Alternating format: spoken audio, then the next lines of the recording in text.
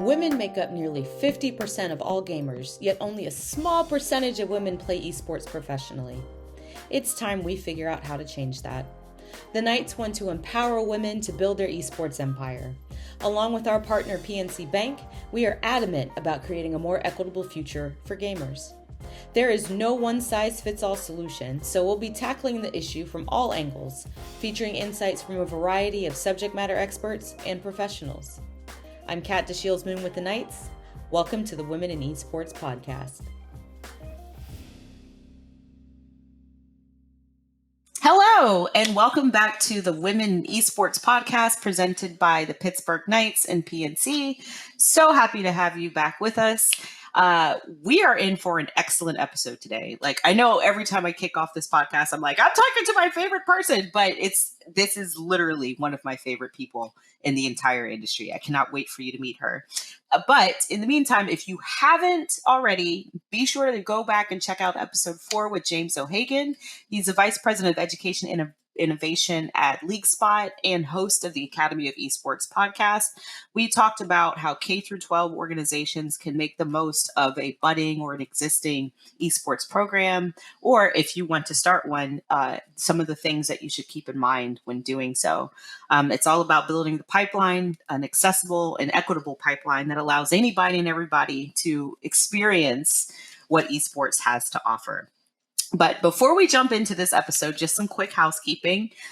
As always, please share your comments on social media and on the comments on YouTube. We really want to know what you're most interested in learning about when it comes to women in esports. Where are your problem areas? What are your success stories? What topics or cool people would you like to see spotlighted?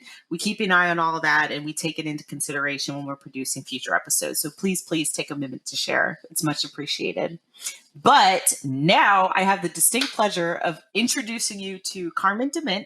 She is the talent acquisition guru at Shell Games and is also a really awesome industry DEI advocate.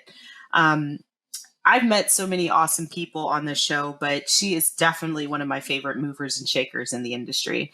And she's been advocating for women in gaming long before it was popular or even a real topic of conversation, and she has so many great connections in the industry. So super excited to have her here. I'm going to shut up so you can hear some of this wisdom that she's about to drop.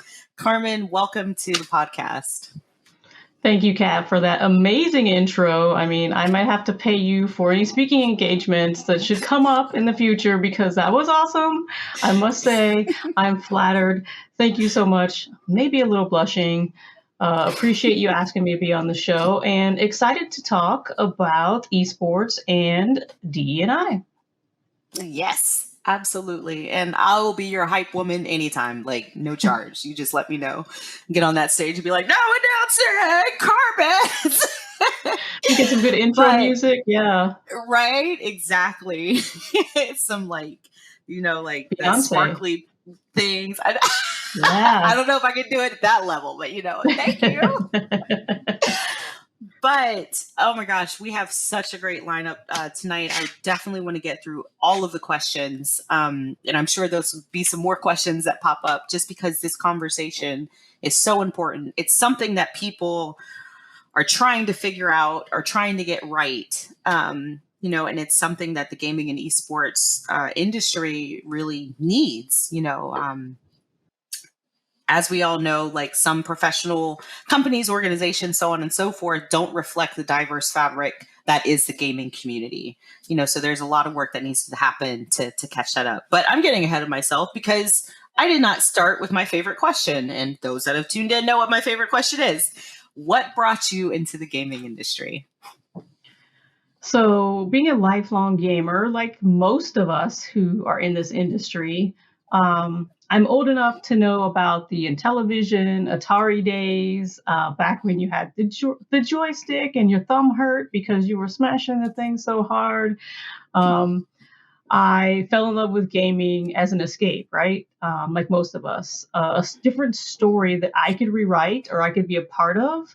Whether that genre was fantasy, whether it was just true escapism, And being a true lover of books and movies, it was an easy transition to make into video games, and having that format to be able to, like I said, escape, especially as a younger female, in a world that was dominated by either the pink aisle or the blue aisle, and you knew which aisle was yours. And especially in the generation of your parents made sure that you went down the pink aisle, and you only got to go down the blue aisle if you had a sibling or a cousin or someone who was shopping, because you weren't getting anything down that aisle because those toys were for boys, right?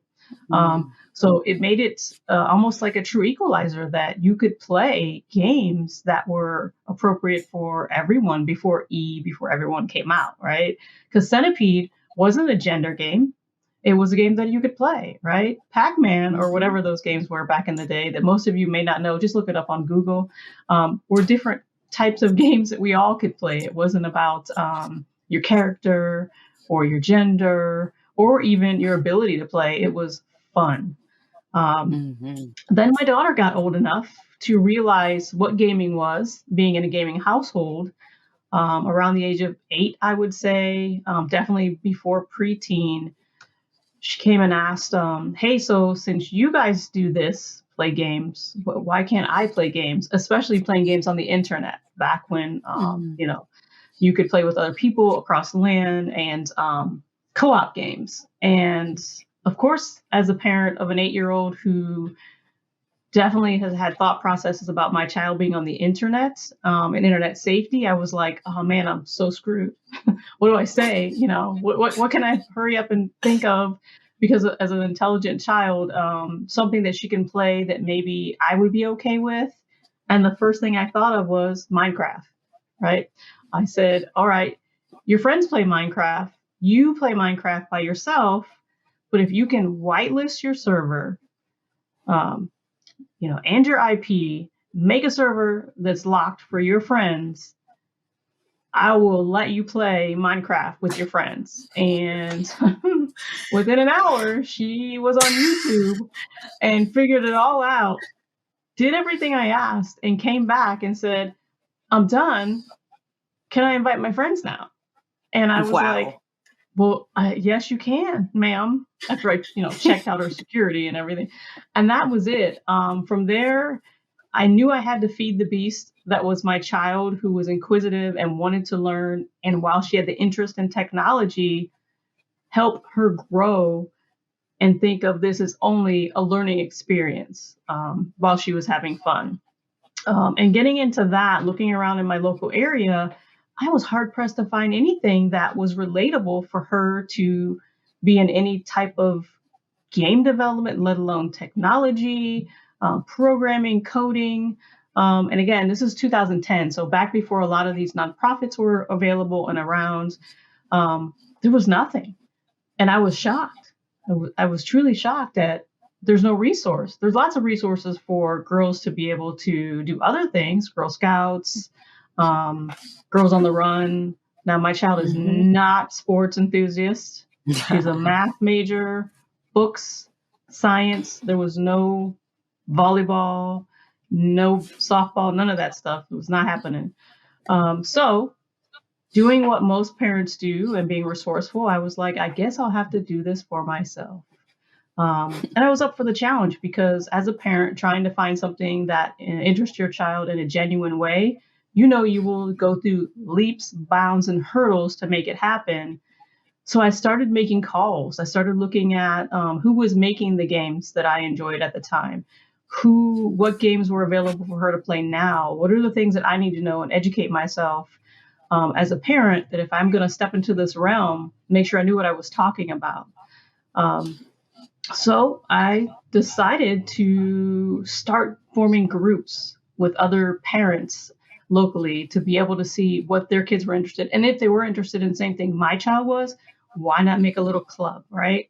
Prove a concept, start local, start small, and see where you can grow from there, and look for your allies in the community that will be able to support you, and then see what happens. You'll flourish, I'm sure. And that's what happened with me. It started with a small group, then it went from a small local group to a bigger national group, and making community online with items such as Twitch, which was Justin TV at the time, and being able to talk about the things that I was interested in and looking for other people, my community, to help me do that, I was able to formulate relationships with others and other women in the industry who were in the same boat, which gave me the huge idea of, man, let's have this conversation in real time.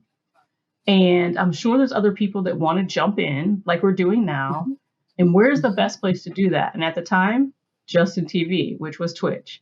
So what did I do? I produced a online talk show, bringing in other people in the industry that were like me, but had different life experiences, different perspectives, to have frank conversations about what's going on in our industry, how we are expressing ourselves and why, what are the true questions that we really want to know from a feedback perspective that wasn't sponsored or promoted or marketed by anyone else, which gave us license to have frank conversations.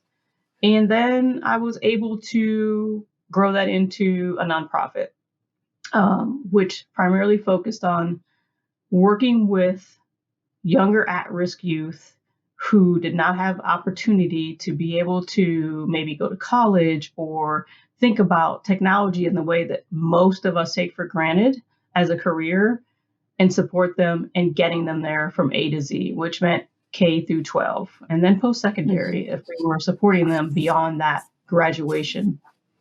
And it was a privilege to be able to open up doors for others in the BIPOC community that were interested in talent and now esports, because back then it wasn't a competitive thing like it is now, especially at the collegiate level, and connect them to their mentors or people that were willing to give them a shot at a career, and even entry-level position. Yeah. And I mean, talk about opening doors. That's what you do in human resources. So what led you down? I mean, when most people think about, correct me if I'm wrong, previously human DEI always kind of fell under the human resources umbrella. And now it's kind of evolving into this new thing where you have like a DEI officer, or something like Correct. that on staff. Yeah.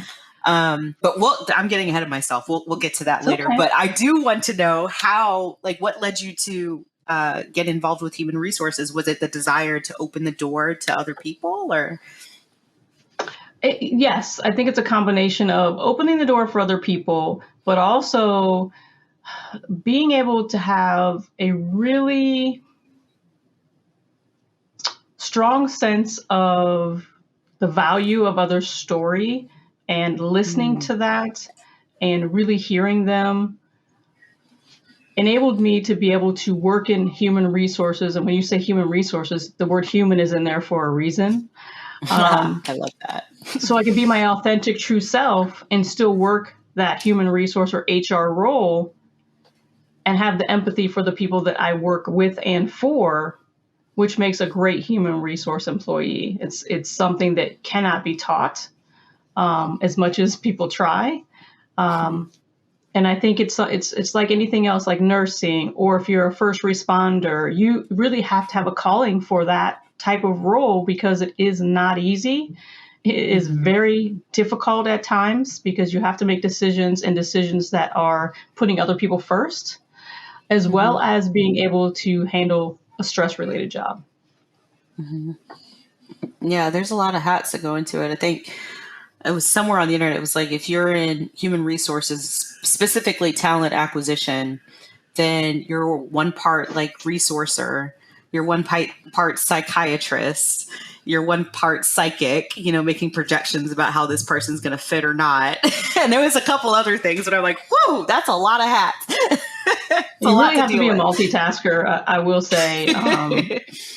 And depending on the company that you work for, there's different types of human resource. Like we said, there's a person that is specialized in DE&I, and that's becoming its own role because companies need to have someone to focus specifically on that and not split their focus because it is so important. And it is should be a cornerstone of most companies. If it's not, then you guys need to go back to the drawing board and look at what you're doing now to iterate that process. Just my opinion.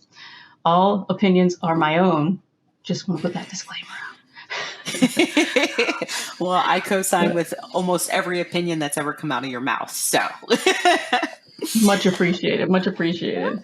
I mean, I will say that having good mentors to be able to help you contemplate and take the time that's needed to think about what you really want to do as a career is also something that I would say that I was privileged in having regarding myself and making a pivot in the latter portion of my career, because I come from corporate strategy consultant previous to actually formally working in the games industry. Now, I've taken that strategic consultant business, rolled it into the nonprofit. So basically, the consultant business was the business that I made my living to be able to feed the nonprofit. Because as you know, in this world, if you've ever owned, run, or worked for a nonprofit, they bootstrap quite a bit.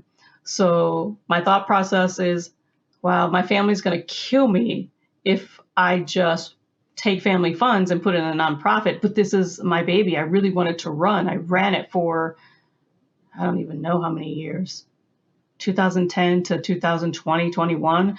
But I had to be able to support it. And I didn't want to ask for handouts from people that wanted to help people, not ask for a hand out. A hand up is what I wanted to do. So, and also, if you look at our political climate at the time, there was little to no funds in regards to government funding when it comes to certain nonprofits. So for me, having people like Kate Edwards, Megan Geyser, Marla Roche, and Sherry Gardner-Ray, which to me are some of the founding mothers of our industry, take me under their wing and allow me to have frank conversations with them and get the knowledge and share their knowledge with me over the lifetime of what they've learned in the industry, and just be able to listen, let alone say, hey, but I don't get that, or could you expound on that, was amazing. And they're still to this day my mentors, and I can call or I can email at any given time and say, hey, here's the thing that I'm working on. What do you think? Here's the problem I'm having. And, or I really want to make an impact here.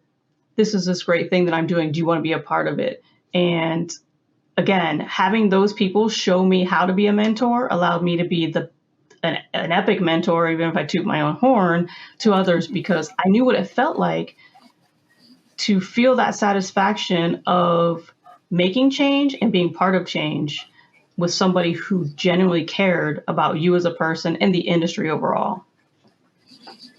Yeah, no, mentorship is so, so important. It can make a world of difference, just having somebody to bounce ideas off, to kind of gut check, or just so, like, hey, you can do this. Like, don't sell yourself short.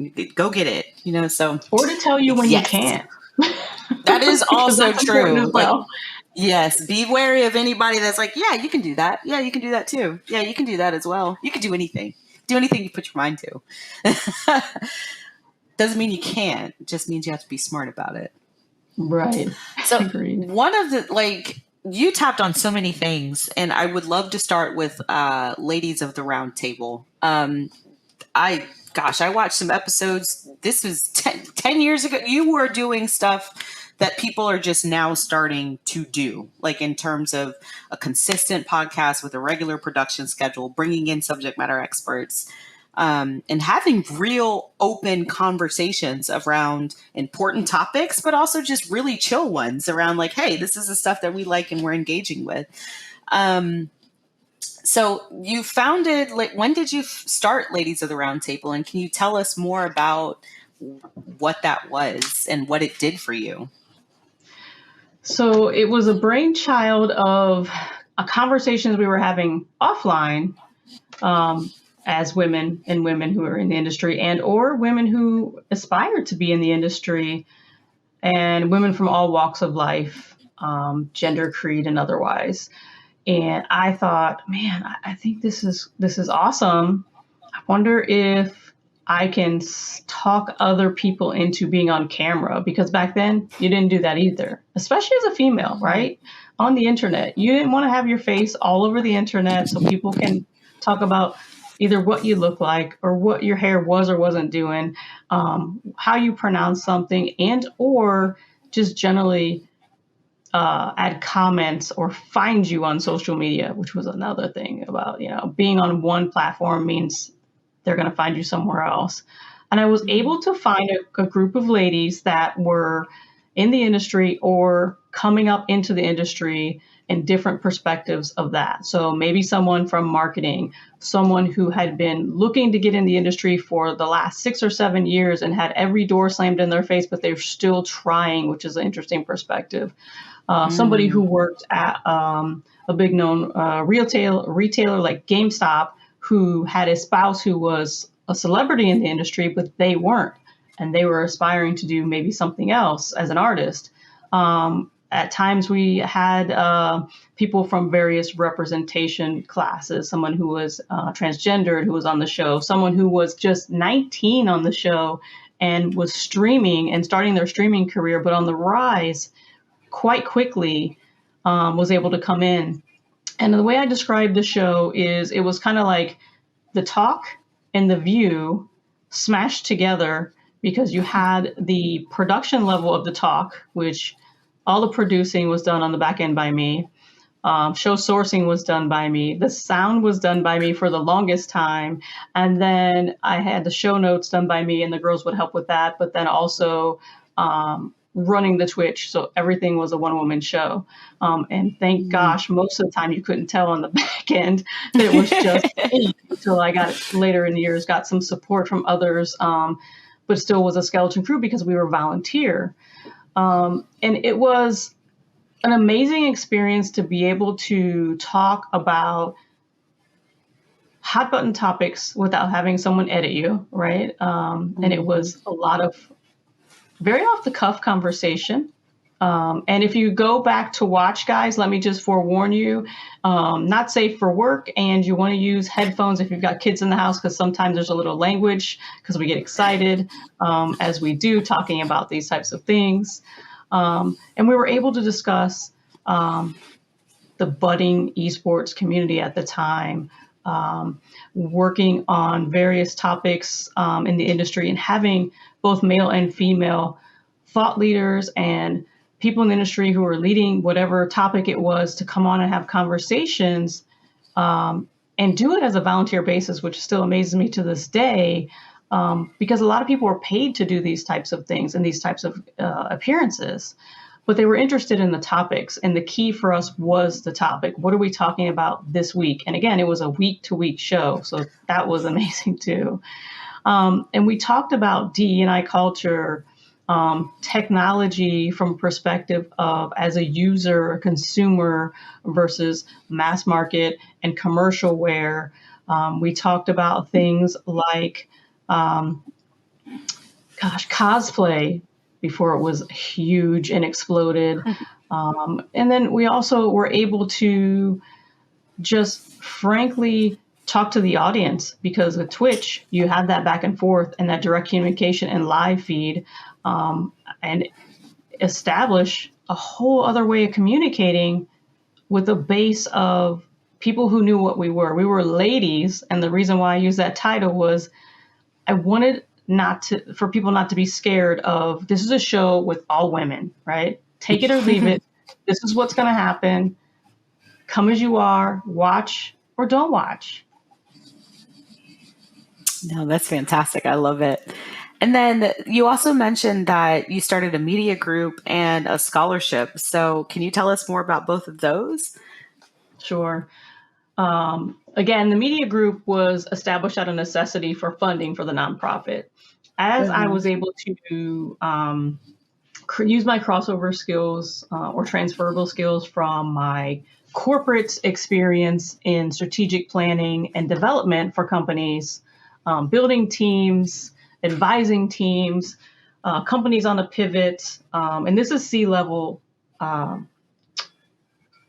companies. So for those of you who don't know what C-level means, just corporate level companies. So we're looking about talking to the VPs, or VPs bringing me in to be able to consult on something they want to do, or for me to build out the task that they want to do, meaning from scratch to staffing. and give them a timeline. So that allowed me the luxury of picking those clients that I wanted to work with, making sure those contracts were appropriate enough for me to be able to utilize the funds to be able to put into the nonprofit. And the nonprofit itself was established again to be able to support primarily young girls in getting as a pipeline to tech, basically. So science, technology, engineering, art, and math. And we put A for art because without art, you cannot have science. And without science, you cannot have art. And everything in this world takes some kind of STEAM. We had programs such as textiles, which was not TECH, but it was tech as in fiber and fabric and technology because it was fashion driven. So we worked with fashion houses to be able to take the children that, and could be boys or girls, that had no interest in true technology from a standpoint of hardware or software, because not everybody can do that, and have them work with textiles, companies like Nike. So how to make a shoe and what it takes to make a shoe, right? All the things that take to source the fabric, to dye the fabric if they're doing that, where the leather comes from, how they make the laces so strong, how's the technology put that little plastic cap on the end of that lace, what's that take? You know, all those positions and all those things, right, are ways that potentially could spark a child's mind into a whole nother career of maybe engineering or, you know, again, some form of art. It could be 3D, it could be whatever it is, but it doesn't necessarily mean it's got to be math if you hate math. Allowing each child to what I call fail gracefully was something that I wanted to establish with the nonprofit right up front, because I, as a kid, hated math, still as an adult, hate math. It is not my thing. Calculators were made for people like me. Funny fact, my child loves math. It's her number one choice of study. She will graduate as a math major, but not for me. But knowing that about myself as a young child and what I struggled through as a kid in school, because that's the one subject or maybe two subjects as a parent that your parents will not let you fail at no matter what happens. There was no bringing an F home in a math class. I could get a C, but there was no F, right? It was just difficult. So how can I make it so kids want to have fun, but also think of it in a different way? Was some of those types of programs. We did things with the children that had to do with chemistry, and we used baking. So because little did you know, when you are adding all these components to make your cake, it's a chemical reaction, right? We take that for granted. Kids, on the other hand, if you can walk them step by step through something like that, and show them not just the volcano that explodes on your science day project, but you can actually eat what you made. And it was a whole science experiment. Mind's blown, and they love it. They love it. Oh man, yeah, no.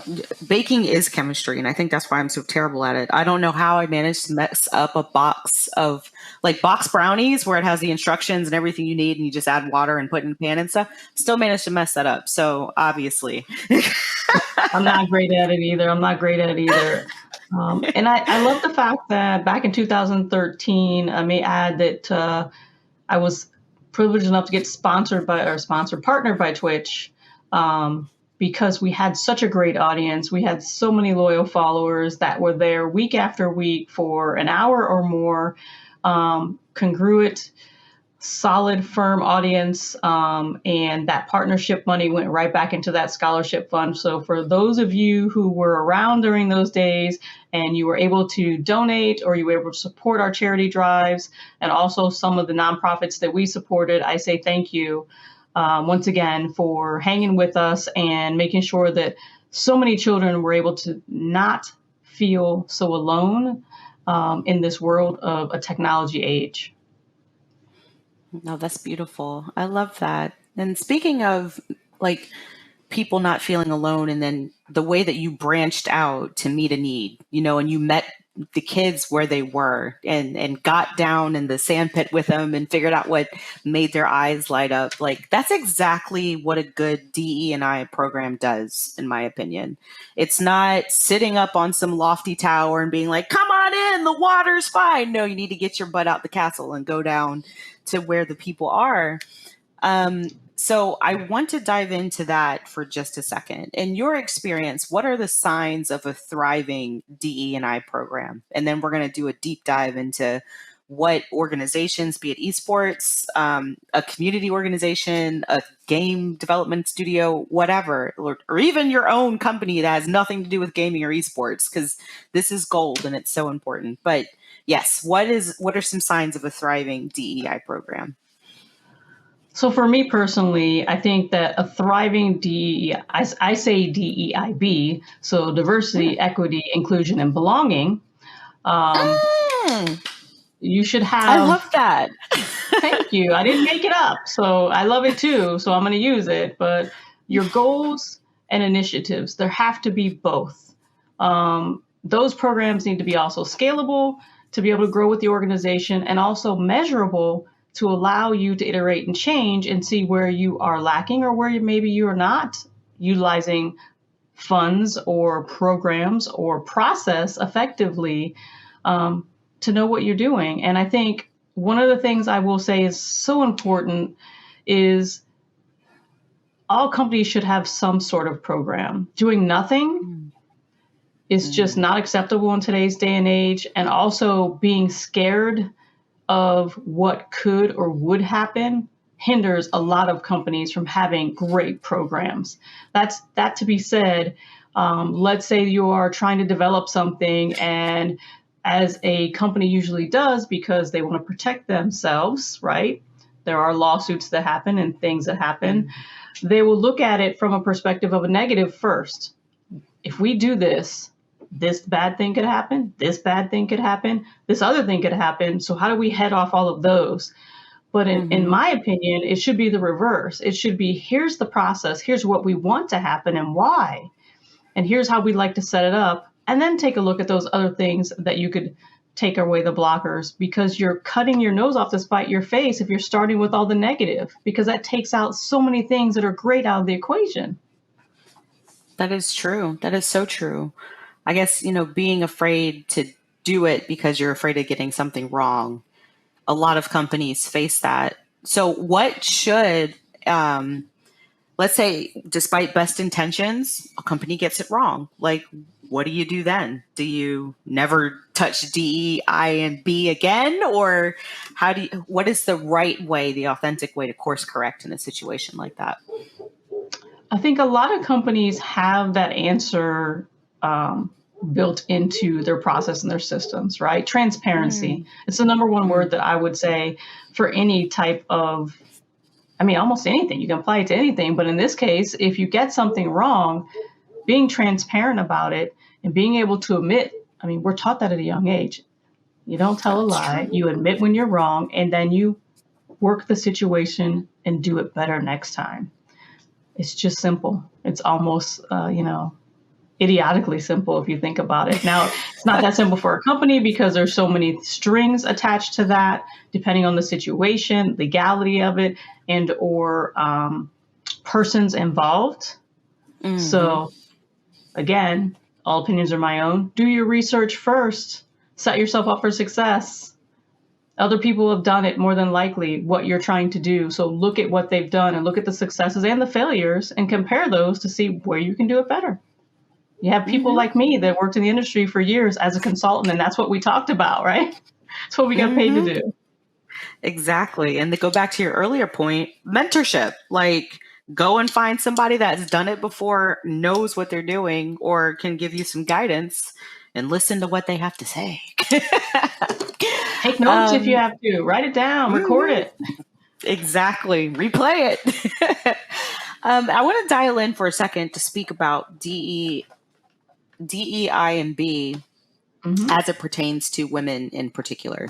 So the needs of communities are different. I think that's one thing that kind of irks me, is that, when you're going after marginalized or minority groups in this industry, every community has its own unique set of challenges, things that you need to consider, to be cautious of, not cautious, cognizant of rather, so that you're not just blanketing everybody in the same group. I think that BIPOC encompasses a lot of people, but you still get this kind of blanket treatment across everybody. It's like, oh, it's just those guys that aren't really in the industry. We're going to do the same stuff and it doesn't really work. So, long preamble to a question. The needs of every community are different. So, what special considerations need to be made for creating an inclusive atmosphere for women in particular? Are our needs very different? Is there something that should be kept in mind? I'd love your insight on that.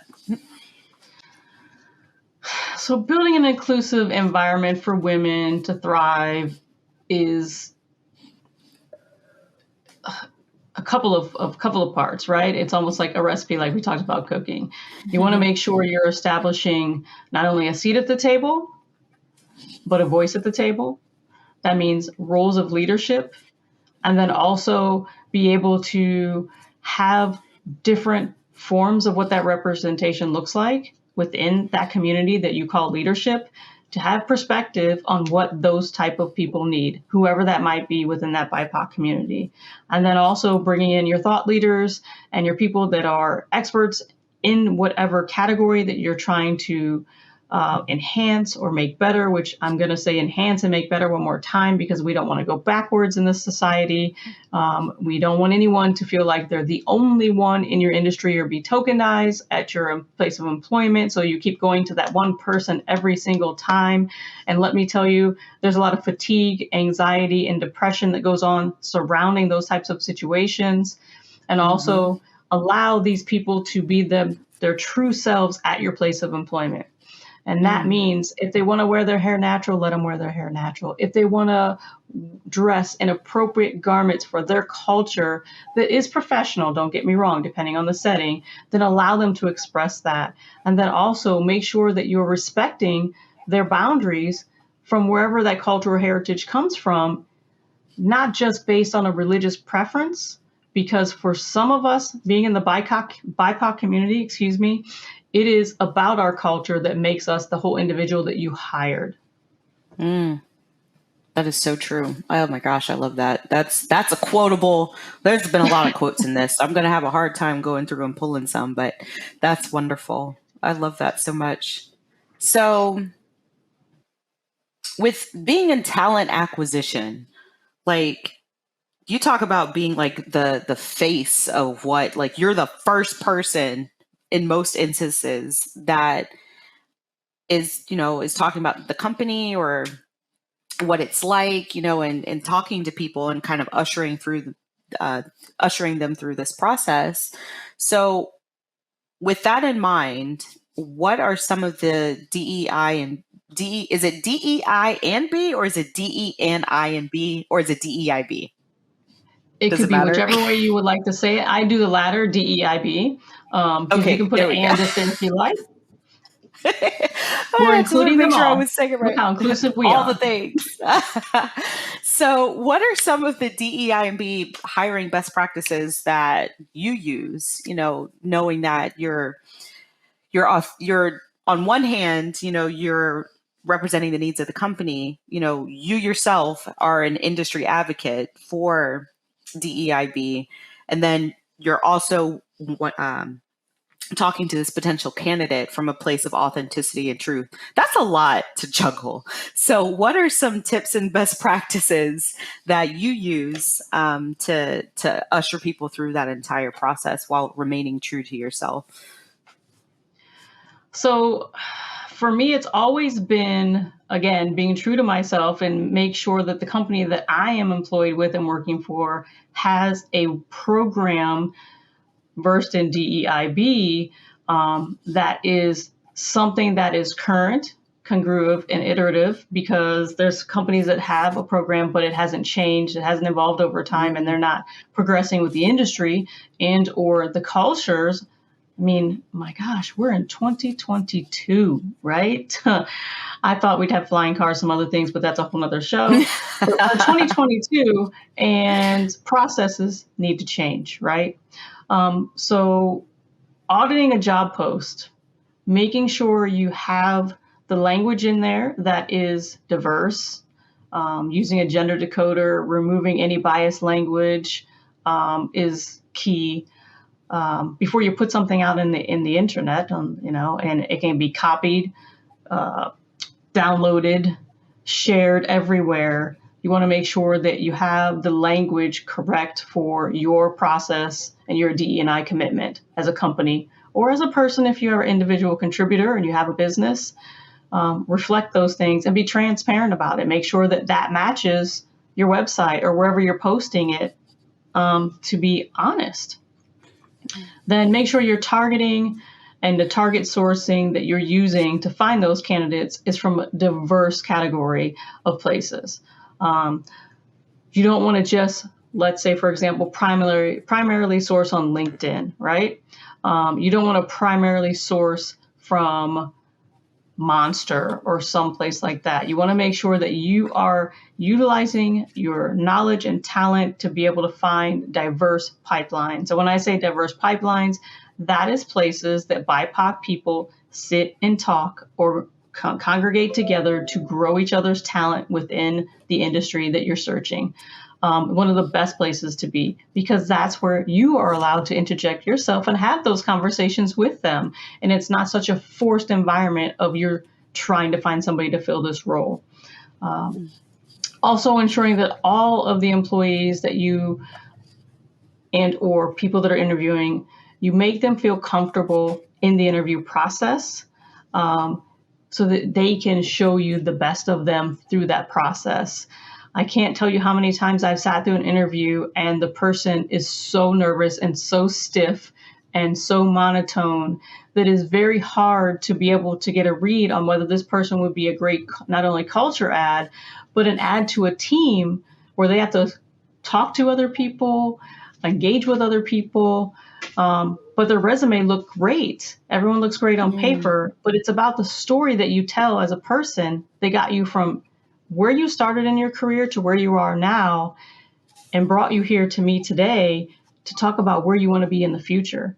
So those things all have to congregate together. And then also, lastly, I will say provide DE&I and B, whichever way you want to say it, training specifically for those people who are involved in the interview process to allow them to understand what that means and what that means for your company over time as you change and grow.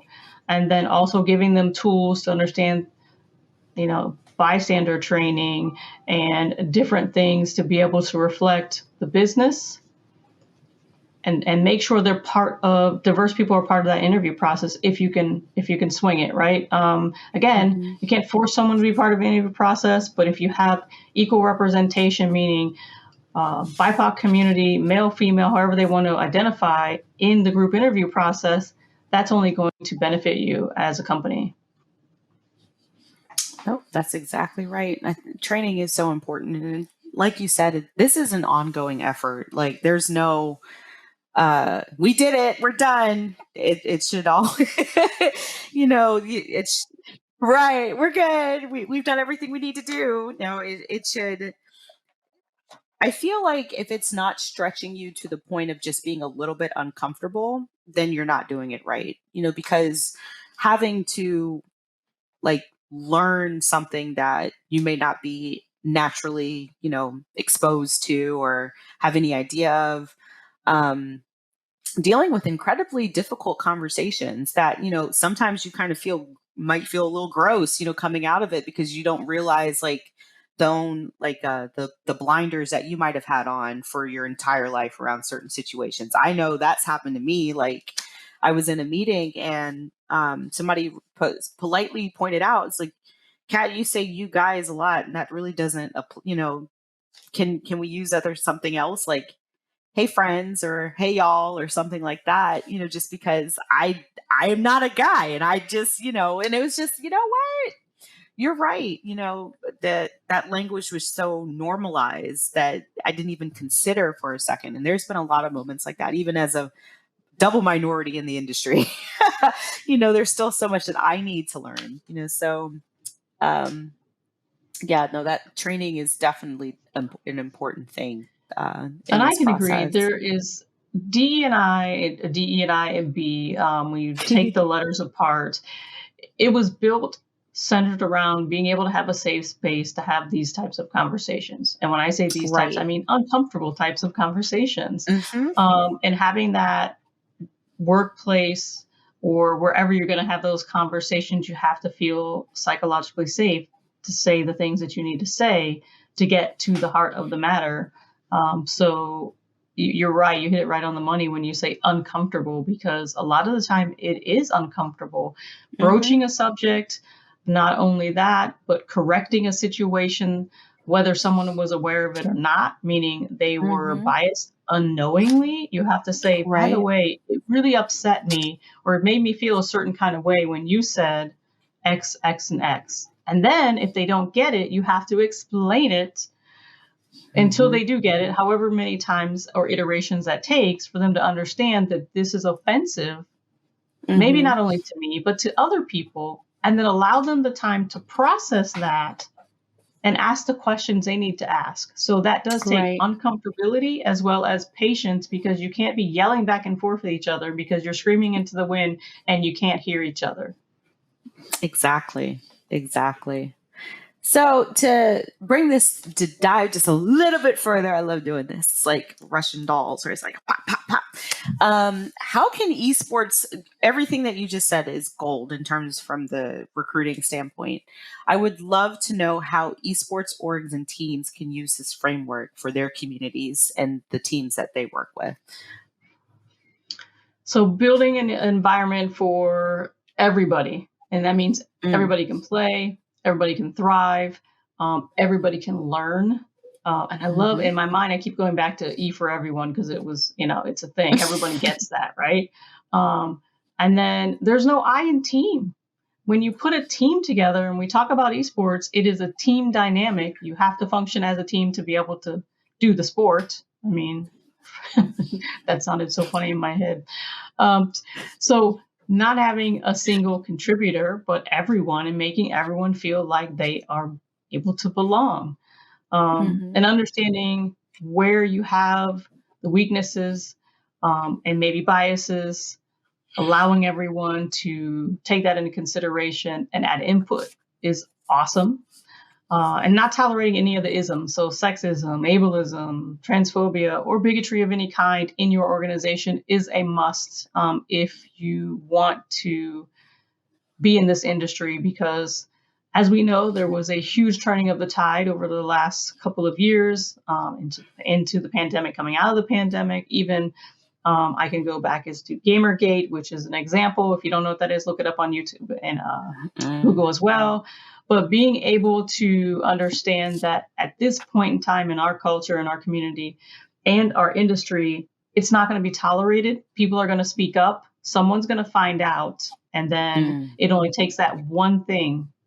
We know what cancel culture looks like. It takes that one thing to take all your hard work away. And you could have prevented it by putting these, what I like to call future proof ideas or concepts into work when you're establishing something like an esports team. That way, you Mhm. also are opening up the doors for a team that's inclusive enough to have women, trans representation, or whoever on your team from a perspective of a private team owner, and some of the collegiate teams. There Mhm. are co-ed groups. I think there is so much great momentum that we've made over the course of the last 2-3 years in esports. We have companies that are huge sponsoring, promoting, and owning teams. BMW, Coke, Kraft. We've got investors from all over the place. Snoop Dogg is one of the most famous people who is involved in esports with FaZe Clan. He's not only hung out with the team, invested in the team, helps them with their workouts, because it is a sport. Let me tell you, those hand injuries are real. And then also make sure that they're all taken care of mentally and physically, just like a professional team, which is amazing. You got people like Post Malone, who is a co-owner of Team Envy. Drake streams Fortnite on Twitch himself because he loves the game, and I'm sure he owns something. Not sure exactly what. Um, but you're rebranding teams based on celebrities now, and it's not just a thing that kids do or someone did in their mom's basement. And to take all that and wrap it all up. It takes a huge amount of something and a large amount of diversity to make all of this work to create profitability. Yeah, absolutely. And that's a great point about, teams joining forces with other people in meaningful ways. I know we at the Knights, we work very closely with Wiz Khalifa, and there's a whole bunch of stuff that we do together. And it's all about, drawing people in from different corners, because everybody has the people that they look up to and none of them all look the same, so that, no, I love that. Thank you so much for providing that insight. Gosh, I feel like we need a part 2 to this because DEIB is just such a meaty topic and it's so important. But I would love to know, given your years of experience, everything that you've seen, the work that you've done, the work that others have done, what is your greatest hope for the future of DEIB in the gaming industry? I think that my greatest hope, I will say not only as an industry, but as a world that we live in today when everything is so chaotic and there's so many tragedies and preventable tragedies at that. And being able to just feel like you matter, you belong, and to be treating other people the way you want to be treated goes a long way, whether you're in this industry or not. Just grace and latitude for each other as human beings. And if the pandemic has taught us anything, it should be that. We all went through the same thing in a way, right? And not everyone came out the other end the same. Pretty much everyone has changed after this event. So just taking those little bits and making them a foundation. You say the letters again: diversity, equity, inclusion, and belonging. It speaks for itself. I think if I were to talk to my younger self as a child and know what I know now, I would say to her, be you, your 100% self, just you, unabashedly, even though that's hard as a young girl, right? Because we have lots of hangups on ourselves. And attempt everything. Try it once. And you're awesome. You matter and you belong. I love that. Yeah, I wish you were around to tell your younger self that, and my younger self too, because it's definitely something that I still have to Kat, come on, it's okay, you got it. Anytime you need it, you let me know. We'll think of a code word and you just text it. Boom, I got you. I'm your hype girl right back. Listen, right back at you. Let's take this on the road. It's hey, you need a pep talk? You need a kind word? You need to know that you're awesome? We got you, fam. No, that's being like that's Oprah just yelling out. Oh man, no, but Carmen, thank you so much for your time today and all of the wisdom that you shared with us, and your experiences and your candor is so appreciated. I would love to know, for those that want to take this further, what platforms or resources could you recommend as good places to go for, more information, a safe community, something like that?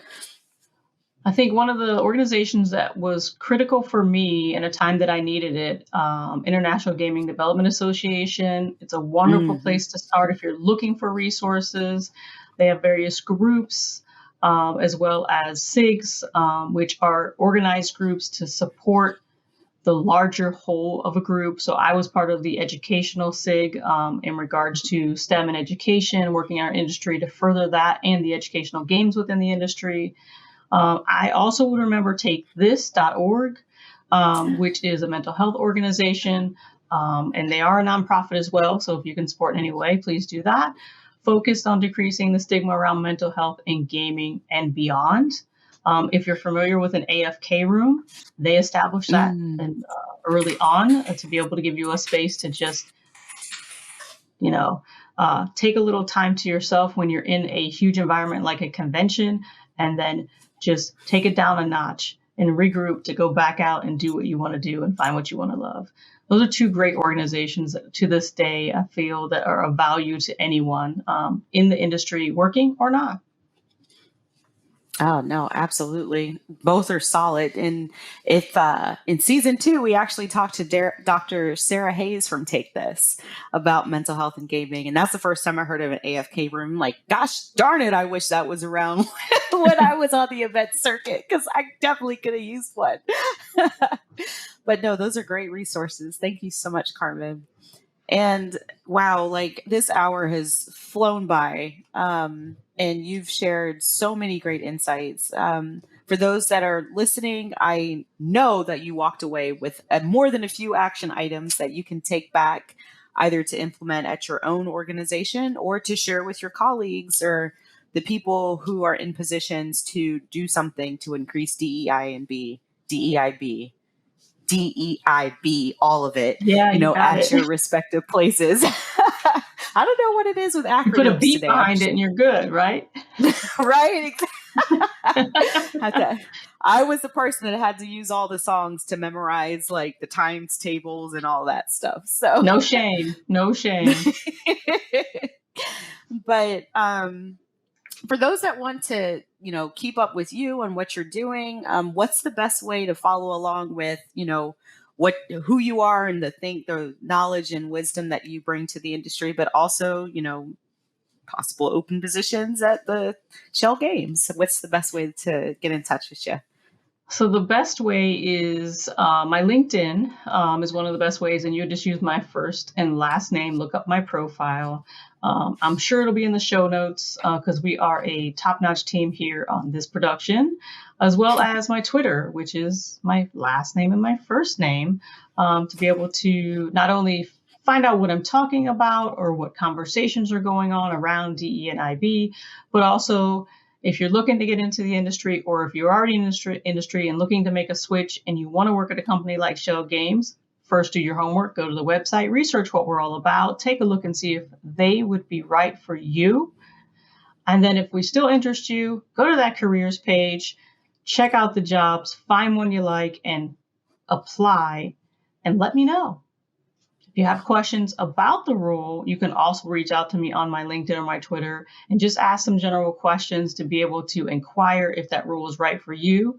I will say there's a disclaimer. We will not be doing any resume reviews, portfolio reviews, or anything like that that would take a long time because, as you know, as a recruiter, time is of the essence for me to be able to give it to you in the setting that is most valuable and effective for you to get that role. And it's not on LinkedIn and it's not on Twitter. Nope, that's good. Yep.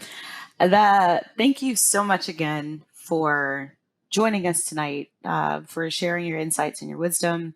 I know I got a lot out of this conversation. Like, I've known what you've been about for a little bit, but this has just really blown the lid off of like how much one person can do, right?